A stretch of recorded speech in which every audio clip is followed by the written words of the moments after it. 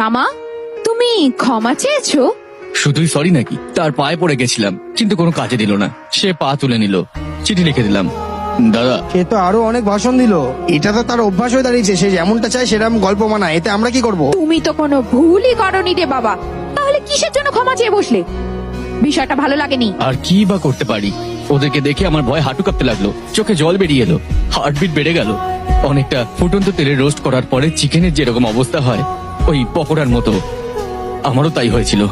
এটা কি তোমার নাকি ওর অনুভূতি? আসলে কি জানো বৌদি, এটা পরে হবে, আগে খেয়ে নাও। Thank you. সকালে কিছু না খেয়ে চলে গিয়েছিলে।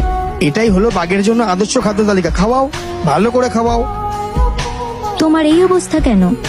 আমি ওকে দেখে ভয় পাচ্ছি গায়ত্রী। যখন আমাদের সঙ্গে একজন সাহসী লোক থাকে তখন আমরাও সাহস পাই, কিন্তু আমি ওর সাহস দেখে ভয় পাচ্ছি।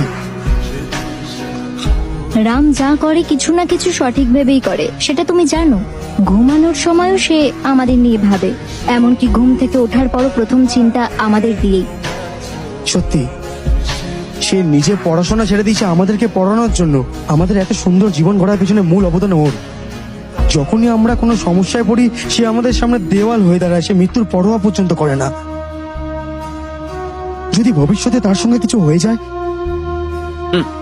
যখন সোডার বোতলের উপরে কোনো ঢাকনা দেওয়া হয় না আর পেপারের উপরে কোনো রকম ওয়েট দেওয়া হয় না, তখন সেটা এভাবেই লাফায়। আমার আবার বিয়ে করার কি দরকার? কি যেন এটা ভেতরে আছে। শার্ট পরানোর কি দরকার ছিল? কি রকম লাগছে? বোতামটা লাগাও। লাগাবো না। লাগাতে বলছি তো। না, লাগাবো না। তুমি কি জানো আজকালকার মেয়েরা কেমন? কিরকম? আমি বলছি, বৌদি, আমি বলছি। এর মধ্যে পাচ্ছ কোনটা? এই যে।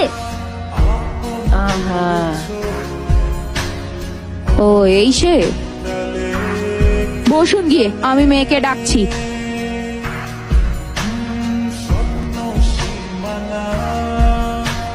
হাই মম। হ্যাঁ সোনা, কি করছিস তুই মা?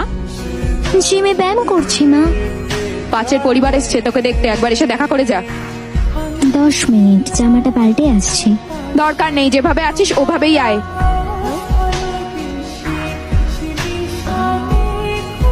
আচ্ছা মা।